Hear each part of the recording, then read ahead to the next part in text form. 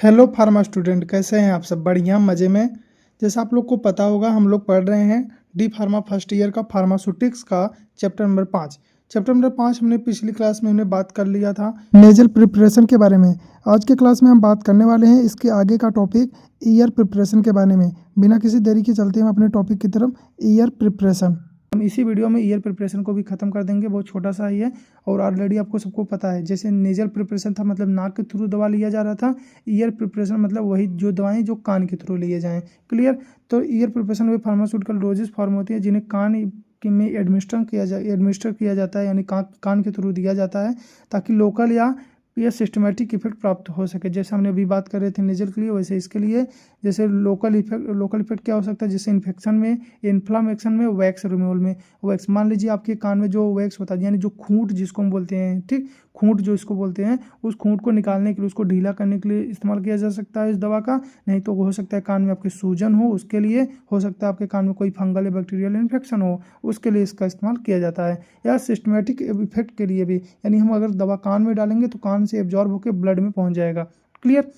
करें। Year preparation का उद्देश्य डायरेक्ट साइट थेरेपी देना है ताकि ड्रग ईयर कैनाल या मिडिल ईयर में जल्दी पहुंच सके। और ये यूजुअली ड्रॉप या ऑइंटमेंट पाउडर के रूप में उपलब्ध होते हैं। किसके रूप में होते हैं? ड्रॉप पाउडर या ऑइंटमेंट के रूप में।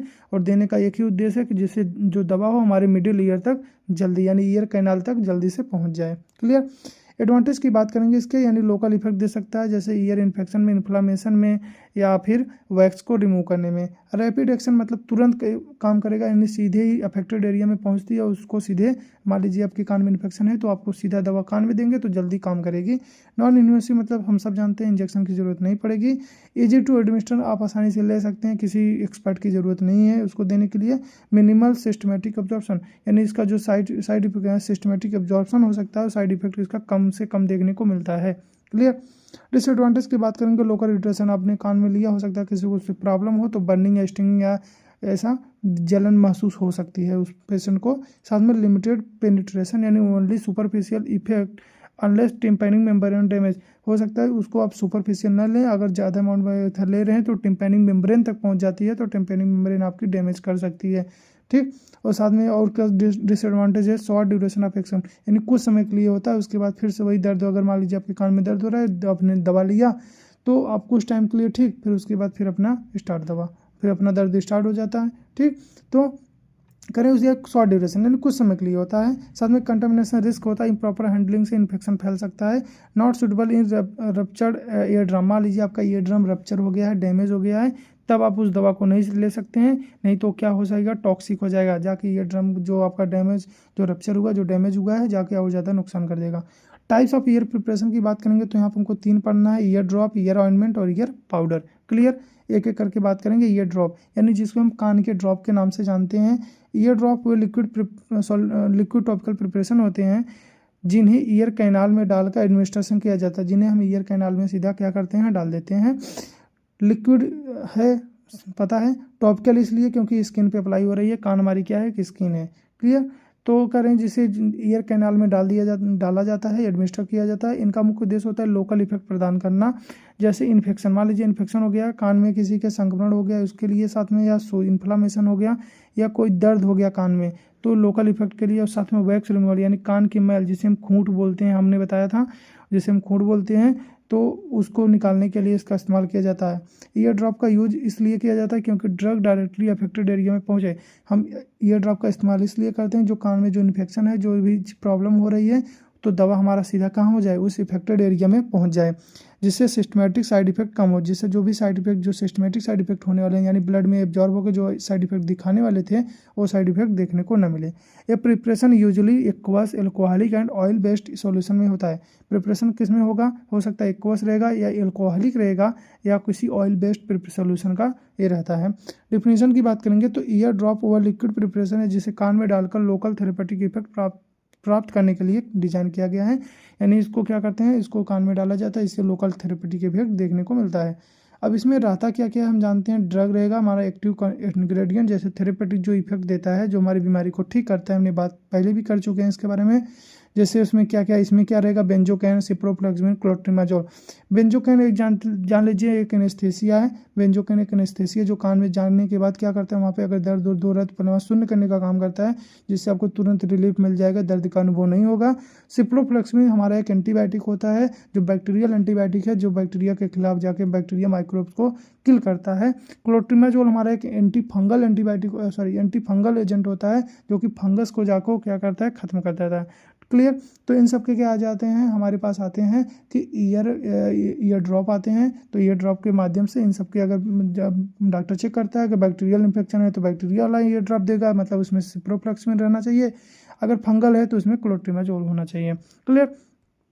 आगे बात करेंगे व्हीकल सॉल्वेंट, यानी ड्रग को डिजॉल्व करने के लिए एडमिनिस्टर किया जाता है, जिसमें दवा को हमारा घोलते हैं जिस सोल्यूशन में, उसको हम क्या कहते हैं, व्हीकल सॉल्वेंट। जैसे प्यूरिफाइड वाटर हो सकता है, ग्लिसरीन ऑयल हो सकता है, या टर्पिन ऑयल हो सकता है, जो ईयरबैग्स के लिए यूज़ किया जाता है। प्रिजर्वेटिव होंगे या माइक्रोबियल ग्रोथ को रोकने के लिए उसमें प्रिजर्वेटिव होंगे, जैसे methyl paraben, propyl paraben. Stabiliser होंगे, यानी इमल्सिफायर होंगे, यानी उस दवा को स्टेबल बनाए रखने के लिए, एक समान बनाए रखने के लिए इमल्सिफायर हो सकते हैं।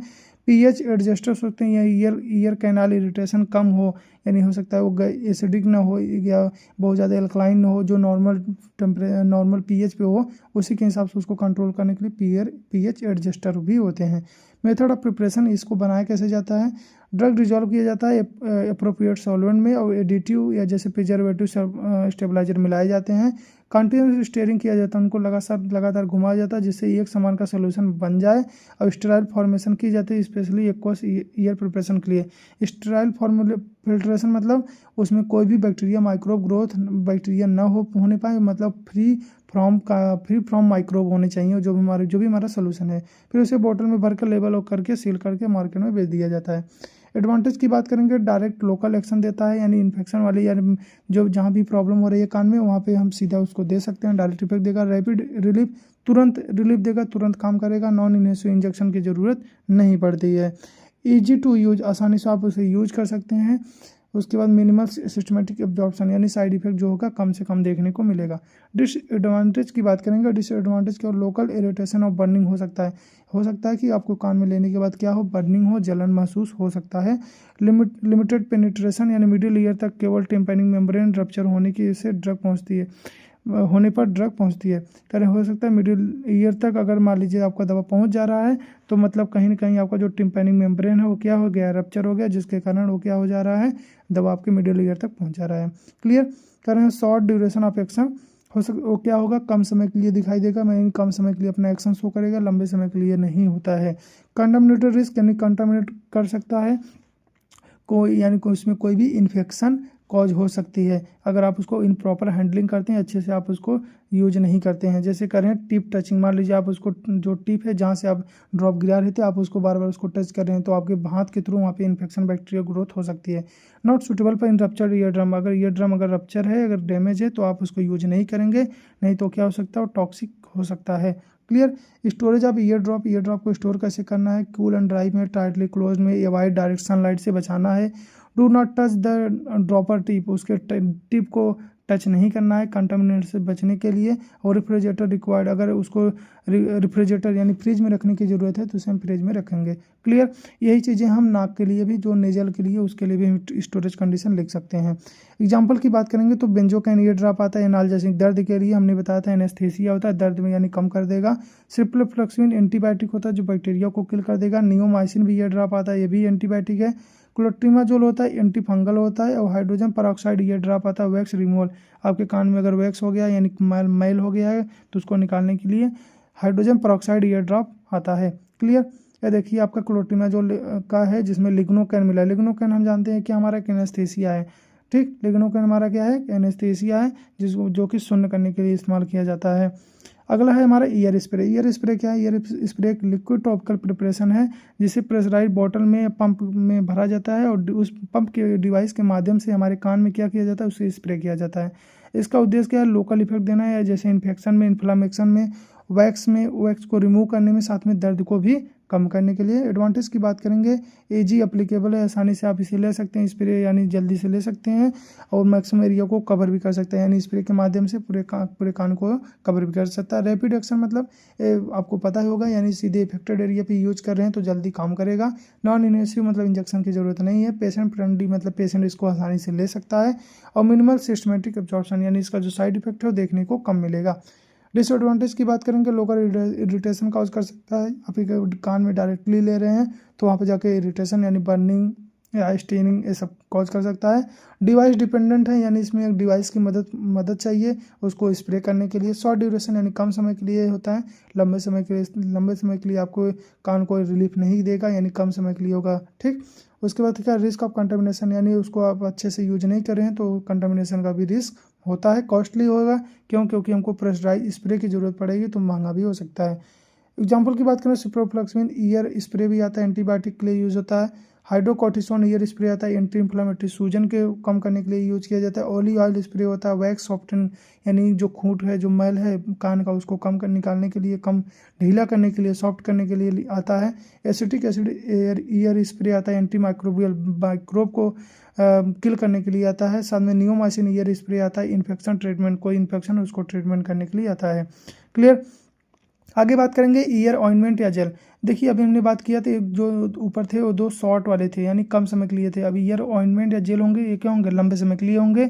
ऐसे हमने नाक के लिए भी पढ़े थे। क्लियर। ईयर ऑइंटमेंट क्या होते हैं, देखिए ईयर ऑइंटमेंट और जेल और सेमी सॉलिड प्रिपरेशन होते हैं जिन्हें ईयर कैनाल में अप्लाई किया जाता है। इनका उद्देश्य लोकल इफेक्ट जैसे इन्फेक्शन कंट्रोल या इन्फ्लामेशन रिलीफ, यानी जो सूजन है उसको कम करना, मॉइस्चराइज करना, साथ में वैक्स सॉफ्टनिंग यानी मल को ढीला करने के लिए इस्तेमाल किया जाता है, जो कान के मैल हैं।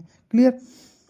ऑइंटमेंट और जेल ईयर कैनाल पर एडेरेंस होकर, एडेरेंस मतलब होता है चिपक जाना, यानी ईयर कैनाल पे क्या हो जाते हैं, चिपक जाते हैं, एडेरेंस हो जाते हैं, और ड्रग को स्लो रिलीज करते हैं, दवा को धीरे धीरे क्या करते हैं, रिलीज करते हैं, जिससे प्रोलॉन्ग्ड थेरेपेटिक इफेक्ट मिलता है, यानी लंबे समय तक जो हमारा जो इफेक्ट है वो देखने को मिलेगा।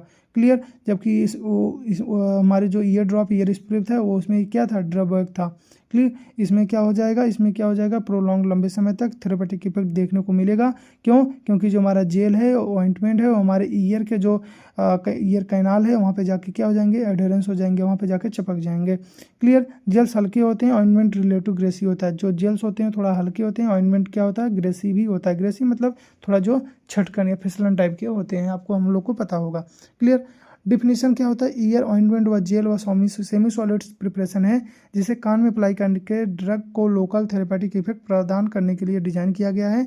एडवांटेज की बात करेंगे इसके, तो प्रोलॉन्ग कॉन्टैक्ट टाइम, या लंबे समय तक ड्रग के, यानी ईयर कैनाल के जो ईयर कैनाल है उसमें जो ड्रग रहेगा लंबे समय तक उसके कांटेक्ट में बना रहेगा, और लोकल सिस्टमेटिक इफेक्ट दे सकता है, यानी जो कान की जो लोकल जो प्रॉब्लम है उसको ठीक कर देगा, जैसा इन्फेक्शन होता है, इन्फ्लामेशन होता है, दर्द होता है उसको। साथ में स्लो रिलीज ऑफ ड्रग, यानी दवा को धीरे धीरे रिलीज करेगा। क्यों, क्योंकि कान के ईयर कैनाल के साथ वो क्या है, वो जाके चिपका हुआ है। मॉइस्चराइज इफेक्ट मतलब कान को नमी भी देगा, मॉइस्चराइज भी करेगा, और साथ में नॉन इन्वेसिव मतलब इसमें इंजेक्शन की ज़रूरत नहीं पड़ेगी।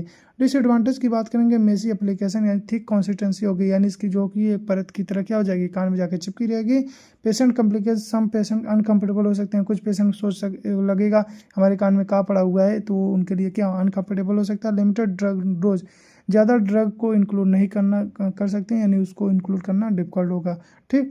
पॉसिबल इरिटेशन, कुछ बेस से इरिटेट हो सकते हैं, यानी कान में क्या हो सकता है, इरिटेशन हो सकता है। और स्टोरेज रिक्वायरमेंट, यानी proper ceiling and cool place होना इसको ज़रूरी है कि इसको स्टोर करने के लिए। एग्जाम्पल की बात करेंगे, हाइड्रोकॉर्टिसोन ईयर ऑइंटमेंट आता है, anti inflammatory. Neomycin year ointment होता है, एंटीबायोटिक आता है। ओलिव ऑयल ईयर जेल आता है, वैक्स यानी मल को, यानी जो कान के जो मल हैं उनको ढीला करने के लिए। क्लियर। एसिटिक एसिड आता है ईयर एंटी माइक्रोबियल के लिए। बेंजोकैन ईयर ऑइंटमेंट आता है पेन। बेंजोकैन हमारा क्या है, एक एनेस्थेसिया है, याद कर लीजिएगा, आपको काम देगा आगे। देखिए देखिए ये हमारा क्या है, एक हमारा ऑइंटमेंट है। ठीक। ये हमारा एक ईयर ऑइंटमेंट आता है और ये हमारा क्या है कि ईयर स्प्रे आता है। देखिए उसमें एग्जाम्पल नहीं था, इस तरीके से आता है स्प्रे के रूम में। तो आपका चैप्टर ही देखिए यहाँ पे हम इसका पार्ट ए जो है ख़त्म कर देते हैं और आपको मिलेगा ऐसा कि इसका पार्ट बी, जो पार्ट बी में हम पढ़ेंगे पाउडर्स है, पाउडर्स तो है, ग्रेनुल्स है और इम्यूनोलॉजिकल प्रोडक्ट है, बस ज़्यादा कुछ है नहीं। बाकी चैप्टर आपका ख़त्म हो जाएगा। तब तक के लिए आप पढ़ते रहिए और अगर आप चैनल को सब्सक्राइब नहीं किए हैं तो प्लीज़ चैनल को सब्सक्राइब करिएगा, अपने दोस्तों के साथ ज़रूर शेयर करिए, उनको बताइए कि एकमात्र ऐसा चैनल है जो आपको हिंदी इंग्लिश मिक्स में आपको पढ़ा रहे हैं। और हो सकता है उनको बताने से साथ साथ आपको भी फ़ायदा हो जाए, क्योंकि हम जितने भी इंपॉर्टेंट क्वेश्चन होंगे आपके एग्जाम से पहले वो सब इंपॉर्टेंट क्वेश्चन आपको प्रोवाइड करेंगे और वो इंपॉर्टेंट क्वेश्चन को आपको हम सॉल्व भी करवाएंगे और जिससे आपको हर एक इंपॉर्टेंट क्वेश्चन अगर आप अभी तक कुछ भी नहीं पढ़े होंगे तब भी आप उससे अच्छे से पढ़ सकेंगे। ठीक है, तब तक के लिए पढ़ते रहिए। Bye bye.